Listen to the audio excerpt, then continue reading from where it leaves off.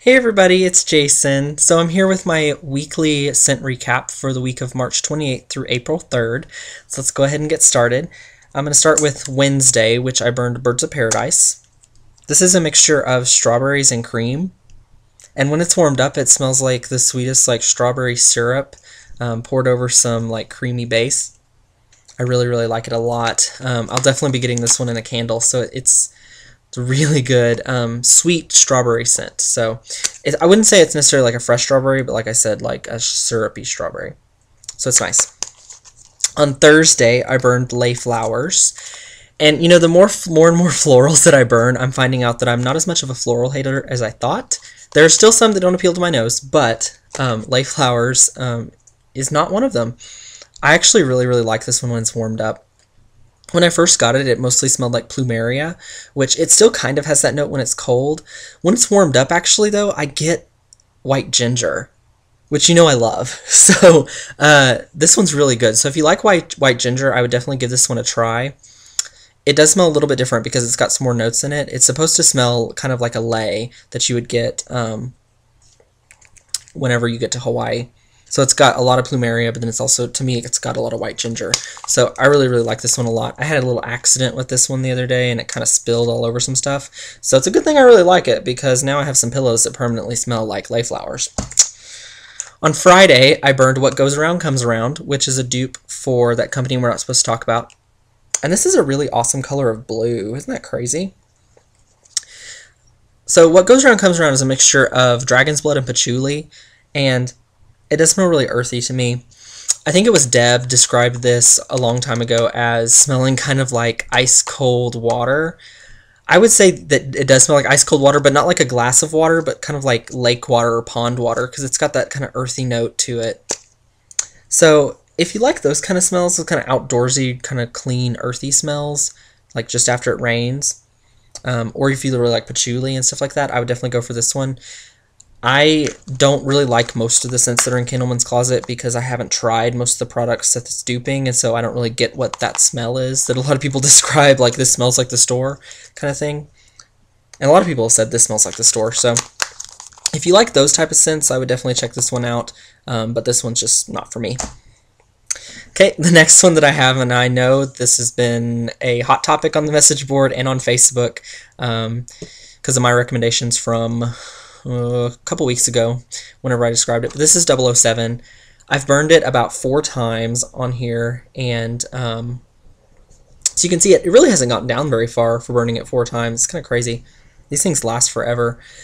And 007 is a clean spa-like scent, which to me, when I first heard that description, it didn't really appeal to me because typically I don't like clean fragrances. This one's actually really soft and really nice, and I described it before as, you know, you light it up and slip into a bath, and it's really relaxing, and it's true.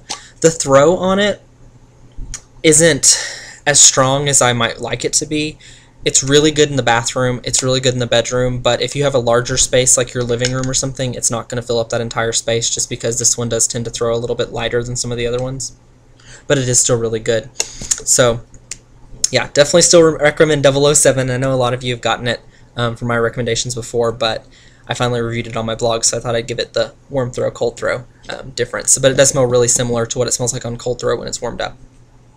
Okay, on Sunday, I did my comfort candle in Sinful Strawberry Shortcake, which you can see there's not much left of it. I burned this one probably like 6 times maybe, and it's kind of gross and grungy looking, if you can see on the outside, because this thing was heaping over with wax when I first got it. And what I did with it is I put a plate underneath it with some aluminum foil on top and then just let it spill over and burn.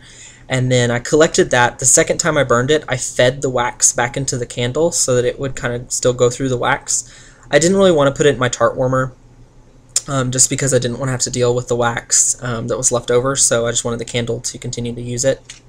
And it worked out really well. It stayed at the same level that whole entire second burn, but it worked out well. So this is a mixture of, I think it's strawberry jam, cheesecake, and then there's a little bit of graham cracker crust on the bottom. So it smells kind of like a strawberry cheesecake, which is nice. I don't think I'll be reordering this one just because there's a lot of other comfort candles that I want to try, and this isn't my favorite of the comfort candles. I'm not a huge fan of strawberry jam scents. But yeah, it is really nice. So if you like strawberry scents or the kind of bakery notes that come with like cheesecake, you'd probably really like this one a lot. And I'm going to put a link to my blog so you can see pictures of what this looked like beforehand.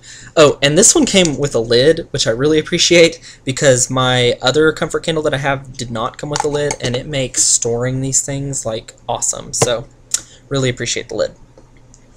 On Monday, I burned Apricot Crumb Cake, which smells pretty true to its name when it's warmed up. You know, apricots smell like a little less sweet version of a peach, kind of, to me. And then it's got that bakery note of kind of the crumbly goodness on top. So this is really, really nice when it's warmed up. I think it'd be really, really great for like an early fall, maybe late fall kind of scent.